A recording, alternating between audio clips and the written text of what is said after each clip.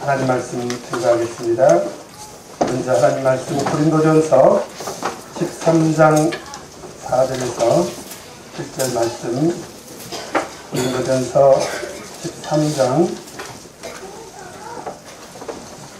4절에서 7절 말씀 다 같이 뜻을 생각하면서 공독하도록 하겠습니다. 신약성경 278쪽입니다. 고린도전서 13장 4절에서 7절 말씀 다 같이 읽겠습니다. 시작.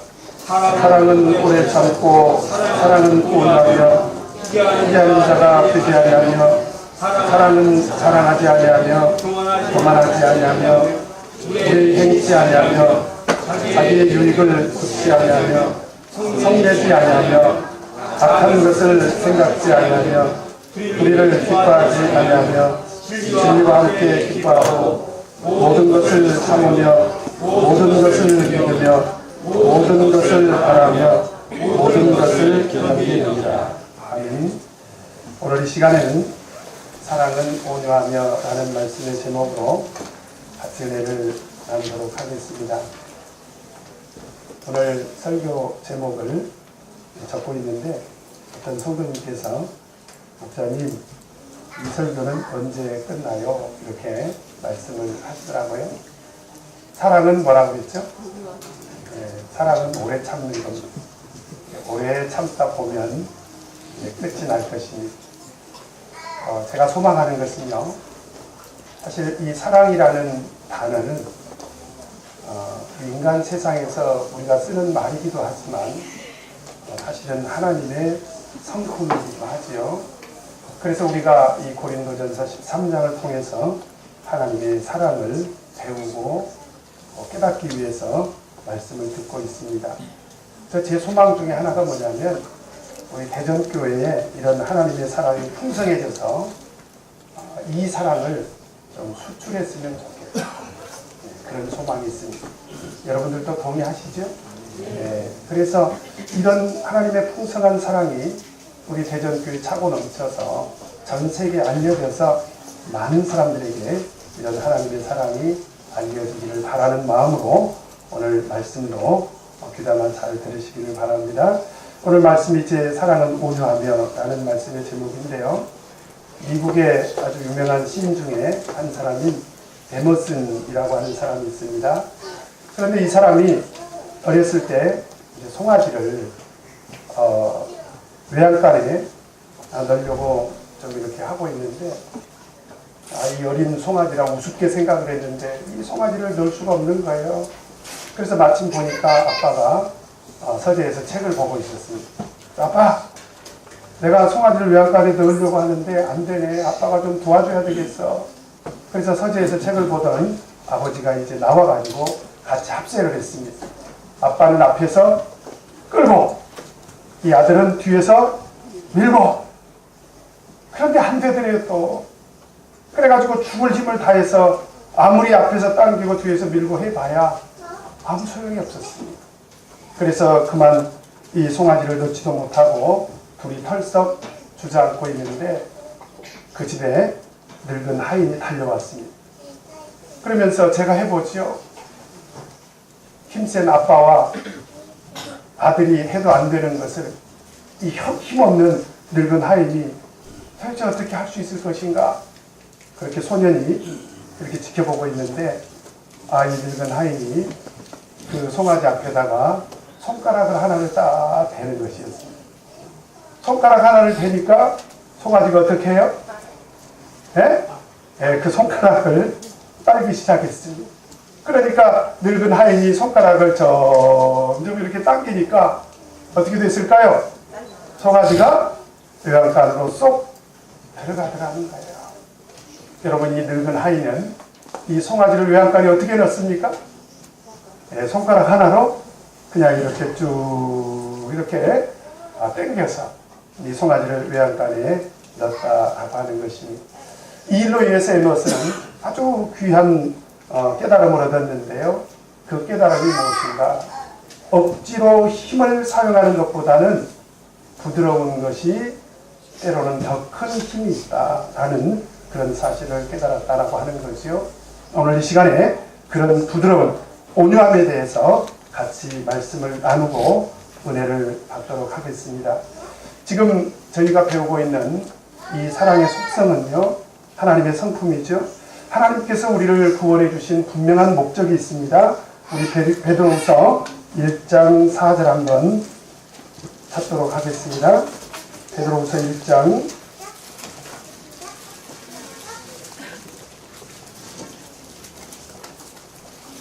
4절, 신약성경 383쪽입니다. 베드로후서 1장 4절 같이 한번 읽겠습니다. 시작.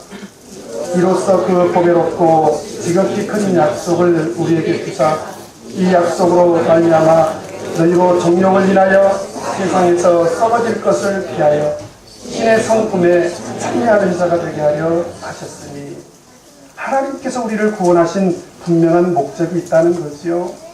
그 목적이 어디 있습니까?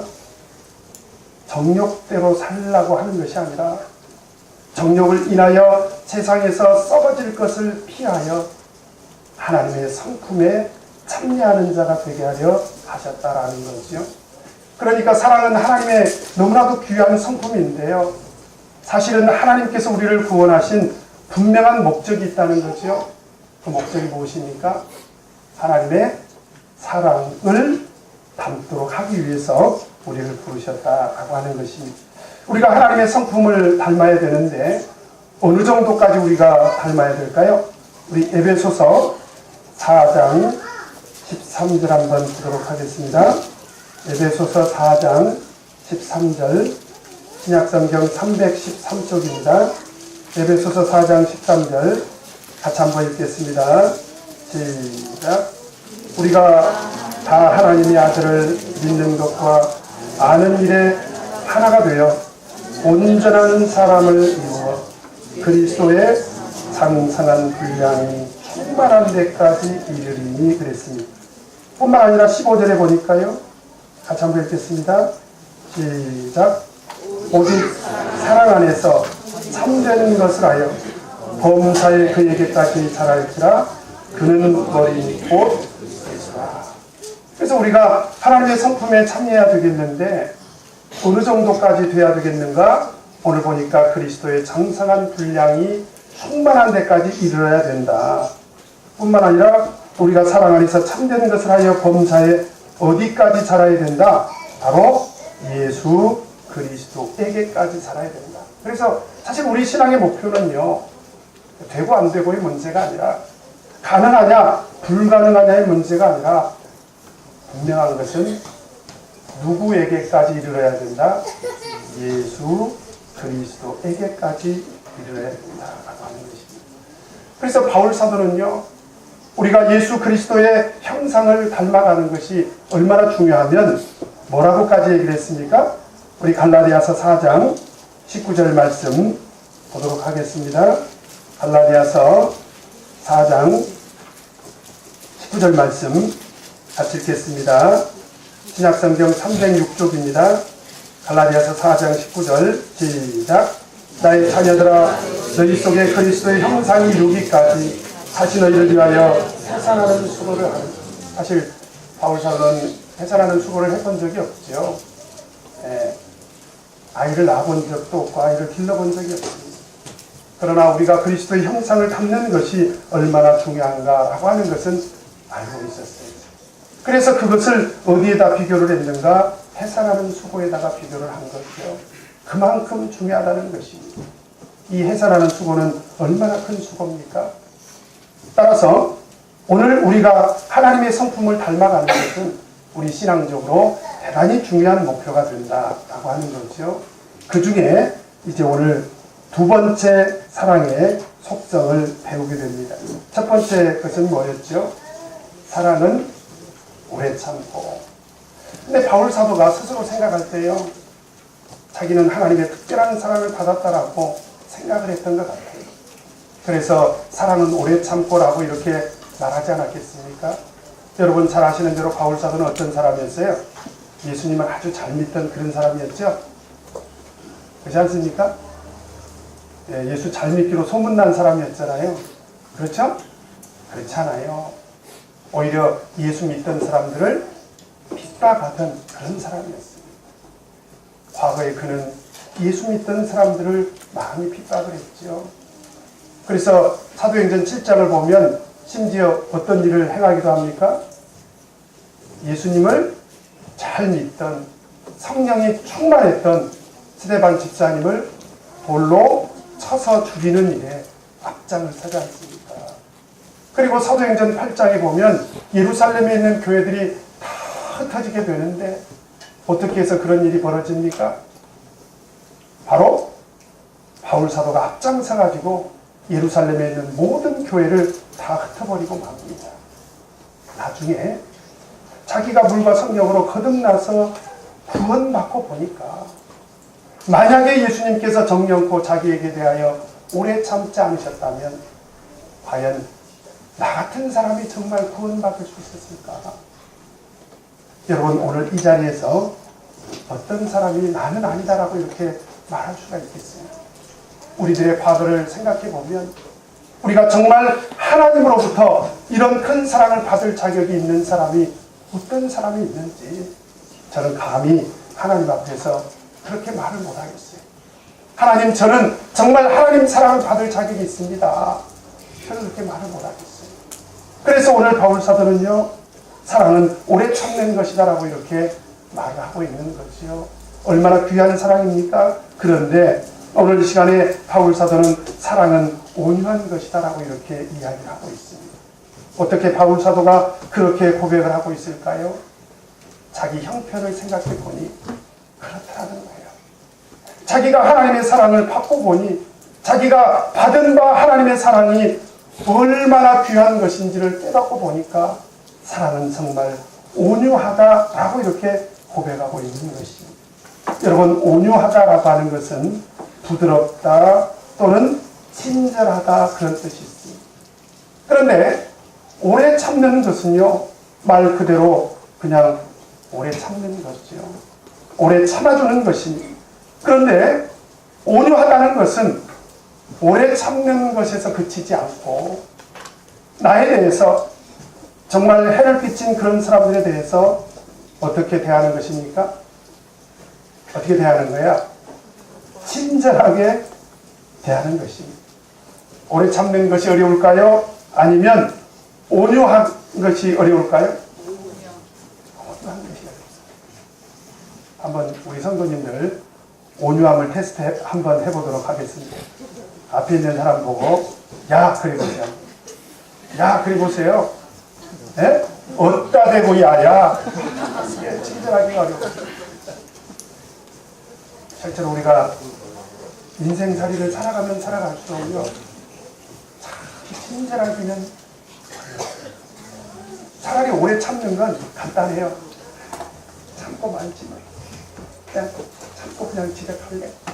근데 친절한 건 그 사람한테 찾아가서 안녕히 계세요 그리고 인사하고 가야 되는 거 아닙니까? 이 온유한 것은 그래서 정말 어려운 것입니다. 그런데 이 온유함이 누구의 성품이라는 것입니까?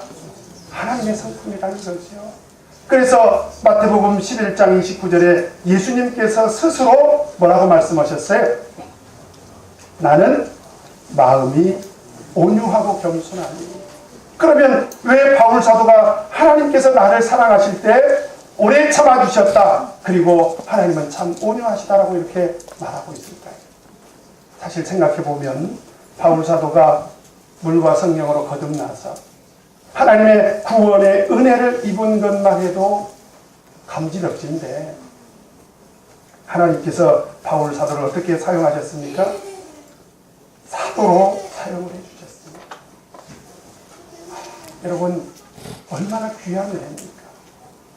사실 우리 죄인이요 하나님 앞에서 물과 성령으로 거듭나서 하늘나라 갈 수 있게 된 것만 해도 너무 감사한데 하나님께서는 친절하게도 우리에게 다 직분을 주셔서 어떤 사람은 목자로, 어떤 사람은 장로로, 어떤 사람은 집사로, 어떤 사람은 임원으로 이렇게 세워주셨다 이 말입니다.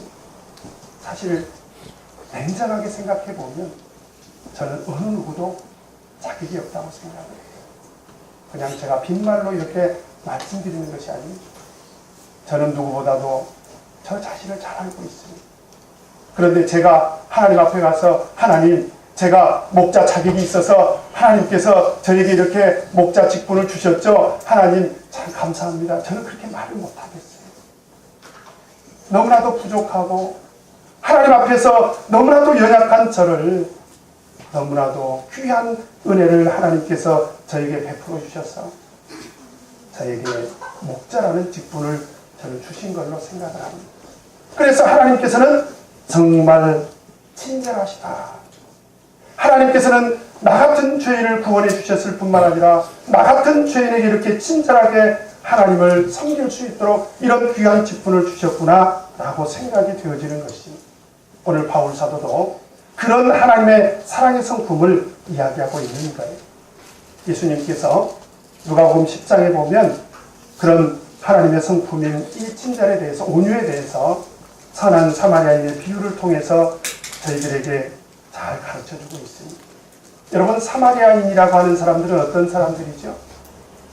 우리 신앙생활 조금 하신 분들은 잘 아실 것입니다. 그들은 혼혈아들이에요. 다시 말하면 하나님을 섬기는 사람들하고 하나님을 섬기지 않는 사람들이 섞여서 살다가 보니까 나온 그런 혼혈 족속들입니다. 그래서 유대인들은요, 사마리아인들을 어떻게 대우를 했습니까? 요한복음 4장 9절에 보니까 유대인이 사마리아인과 상종치 아니하니더라. 상종을 안 한다는 거예요. 상종을 안 한다는 것은 뭐예요? 집사님 안녕하세요. 그러니까 나는 너 같은 사람하고 상종 안 할 거야. 지금 그 얘기입니다. 이거 얼마나 기분 나쁜 존재들입니까? 유대인들과 사마리아인들은 서로 원수 같은 그런 존재들이죠. 그런데 어떤 유대인이 강도를 만나게 됩니다. 그리고 동족들인 그 제사장과 레위인이 그 곁을 지나가게 돼요. 어떤 이유인지 성경은 이유가 기록이 안 돼 있어요. 그런데 어쨌든 이 제사장과 레위인이 동족임에도 불구하고 모른 척하고 지나가 버리고 맙니다. 예수님께서 하신 말씀이죠. 그런데 이 본문 말씀에 등장하는 사마리아인은 어떻게 합니까? 우리 누가복음 10장으로 한번 가보도록 하겠습니다. 누가복음 10장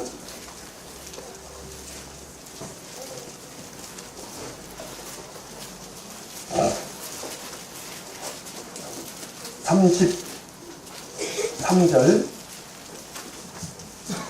같이 한번 읽겠습니다. 시작. 어떤 사마리아인은 여행하는 중 거기 이르러 그를 보고 불쌍히 여겨.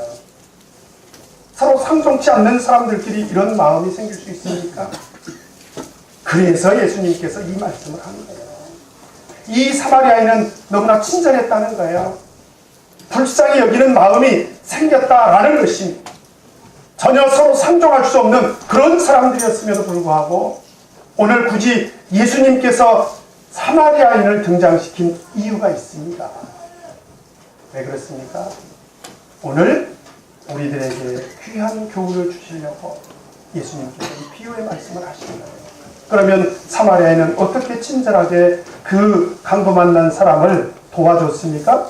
34절 한번 보도록 하겠습니다. 34절 같이 읽겠습니다. 시작.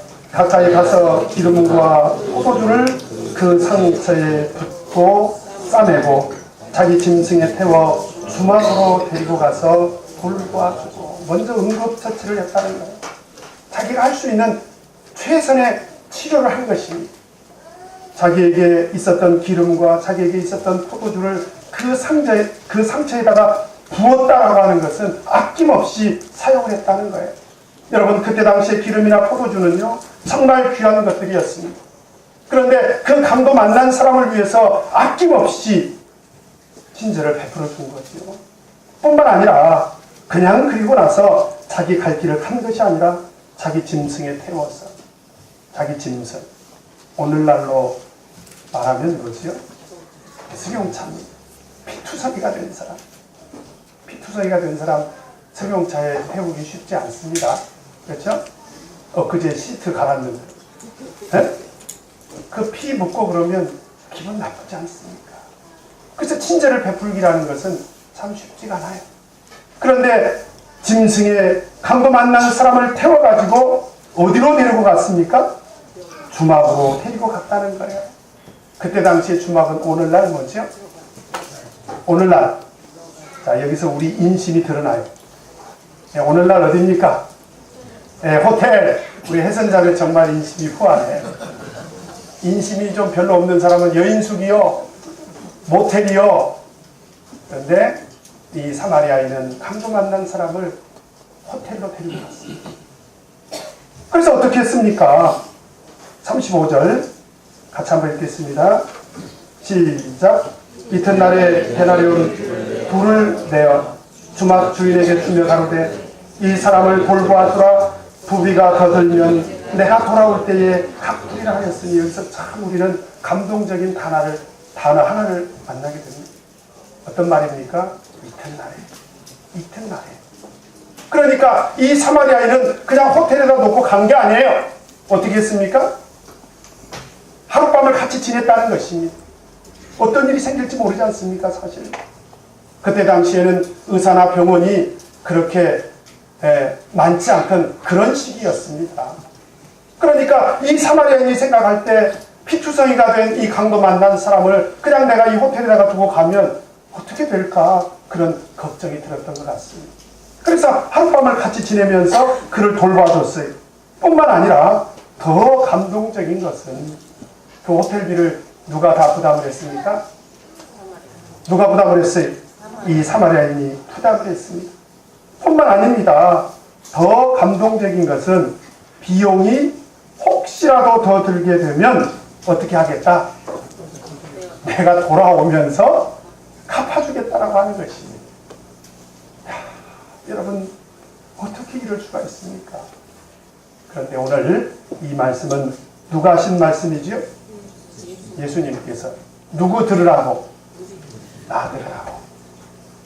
오늘 이 비유의 말씀은 오늘 이 시대를 살아가는 우리들에게 들려주시는 예수님의 귀한 복스러운 말씀인 것이에요.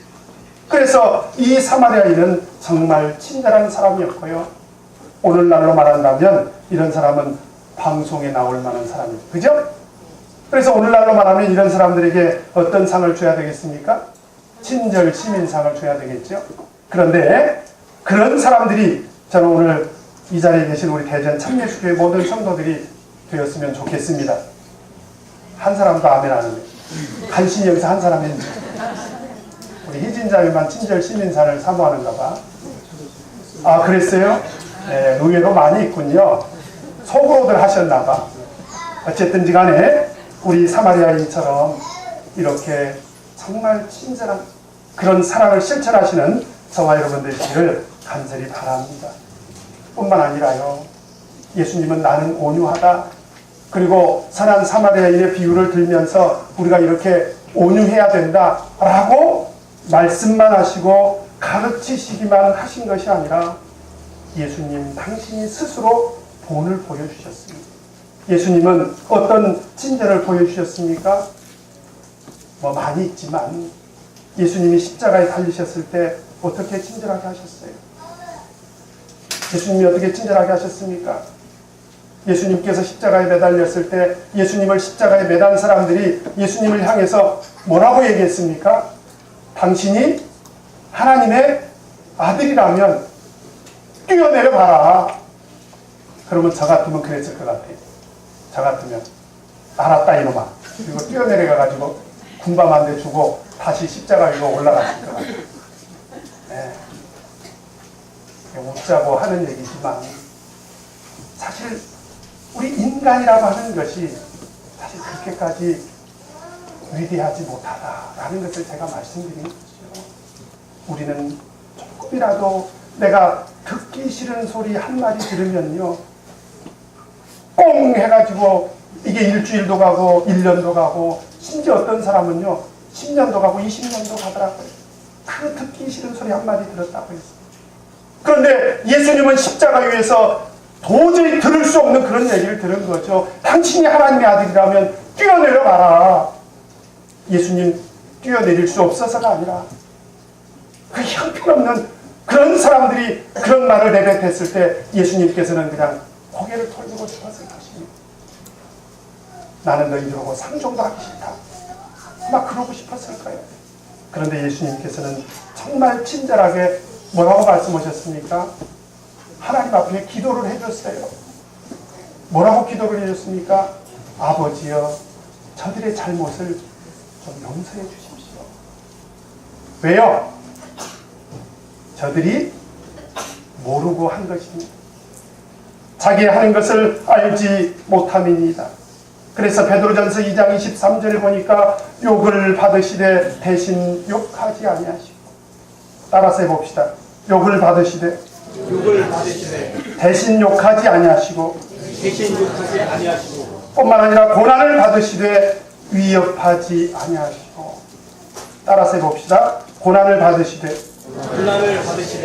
위협하지 아니하시고. 너는 조금만 어려운 일을 당하게 되면 협박을 합니다. 내가 가만 안 두겠다는 거지요. 내가 손 좀 봐주겠다는 거지요. 그러나 예수님께서는 십자가에서 물과 피를 다 흘리시기까지 고난을 받으셨지만 그러나 위협하지 않으셨다라고 하는 것입니다. 왜 그랬을까요? 예수님은 사랑의 하나님. 왜 그랬을까요? 예수님은 온유한 하나님이셨던 것입니다. 그래서 십자가에 달리셨을 때 예수님께서 이러한 온유한 모습으로 우리의 모든 죄를 다 용서하시고 너무나도 친절하게 자기를 멸시하고 욕하는 사람들까지 용서를 구하는 이런 사랑의 모습을 보여줬던 것입니다. 이런 얘기를 하면 어떤 분들은 나도 좀 그렇게 예수님을 본받아서 예수님처럼 온유해져야 되겠다, 그런 분들이 대부분이지만 어떤 분들은 목자님 예수님이나 되니까 그러시죠. 또 그러시는 분들도 있어요. 그래서 제가 또 여기서 끝나면 안 되겠죠. 예수님이나 되니까 그렇다고 한다면 저도 할 말이 있습니다. 사람 중에서도 그런 사람이 있어요. 예수님만 그런 게 아니라. 여러분 사도행전 7장을 보면 누가 등장을 하죠? 아까 제가 말씀드렸죠? 스데반 집사님. 그분은 정말 훌륭한 분이었습니다.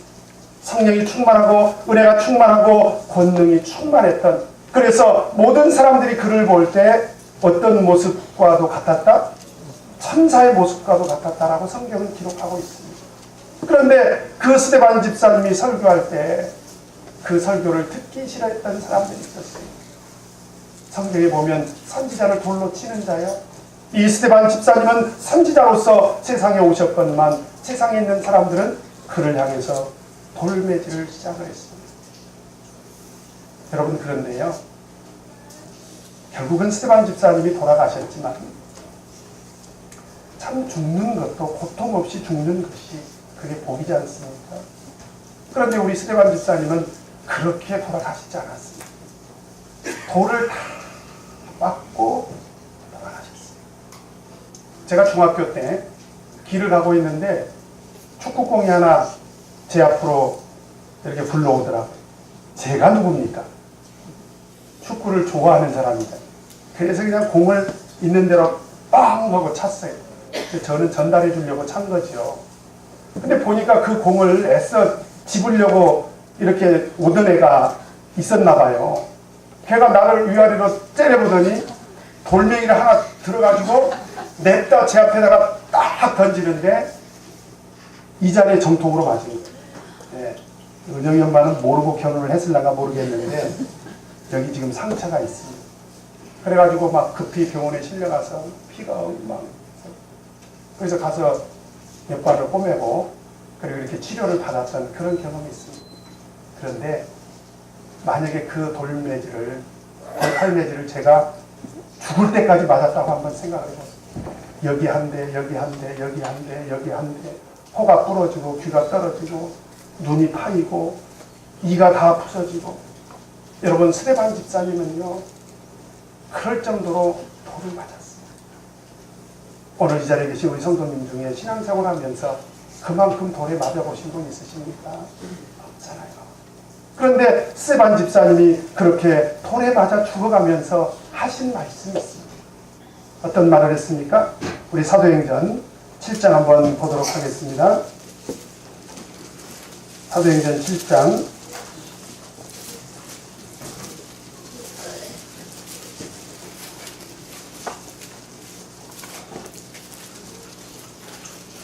59절에서 60절 말씀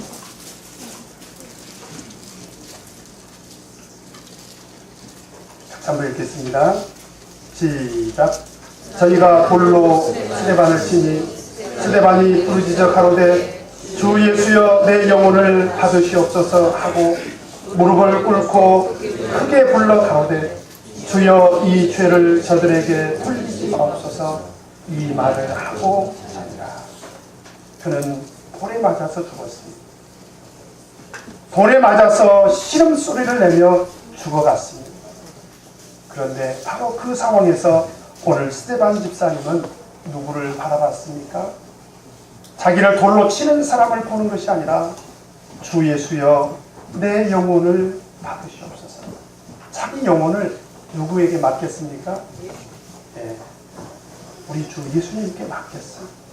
뿐만 아니라 무릎을 꿇고 마지막 숨이 넘어가는 그 순간에 뭐라고 호소를 했습니까?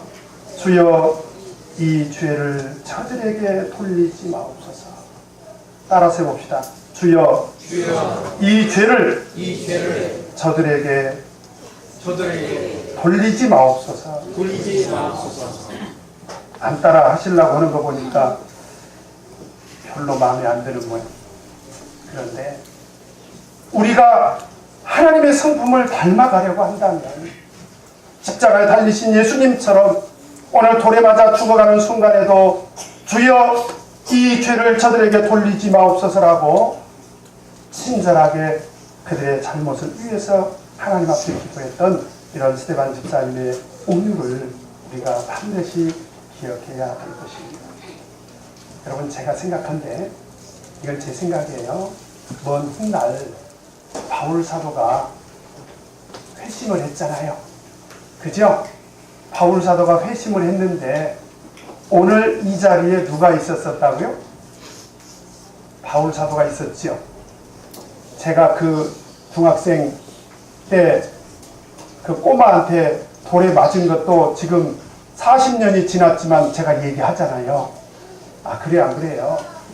얼마나 제가 한이 맺혔으면 그랬겠어요. 그럼 한번 만나기만 하면 그냥 아이스크림을 사줘 버려야지. 왜? 그 정도 친절은 저도 있거든요. 네, 그 정도 친절은 있어요.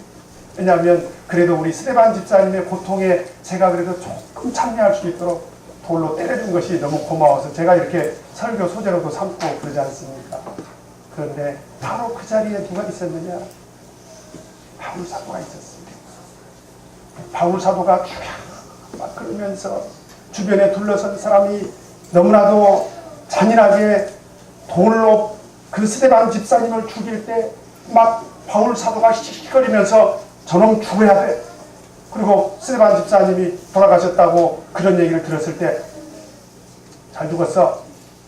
뭐 그랬을 것입니다. 그런데 그때 그래도 바울 사도가 인간이라면 그때 스데반 집사가 하늘을 향해서 주여 내 영혼을 받아주시옵소서라고 하면서 주여 이 죄를 저들에게 돌리지 마옵소서라는 말을 듣고 제가 생각할 때 아마 바울 사도가 많이 생각을 했을 거다. 그리고 먼 훗날 예수님을 만났고 그는 예수님을 통해서 회심을 했고 그는 친절한 예수님을 통해서 사도로 부름을 받은 후에 생각해보니 그때 그 스데반 집사님의 그 고백이 바로 하나님의 사랑이었다라고 하는 것을 깨달았을 거라는 거죠. 그래서 바울 사도도 일생 동안 목회하면서 무엇이 목표였을까요? 예수님처럼 또 누구처럼 스데반 집사님처럼 나도 비록 사람들에게 모욕을 당하고 멸시를 당하고 서로 돌에 맞는 한이 있다 할지라도 나도 그 사람들을 대하여 어떻게 해야 되겠다? 친절해야 되겠다. 라고 결심을 했을 것입니다.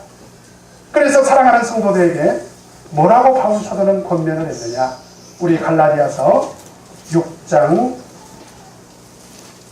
한번 보도록 하겠습니다. 6장 1절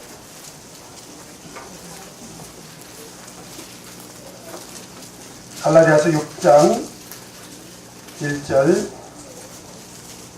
같이 한번 읽겠습니다. 시작.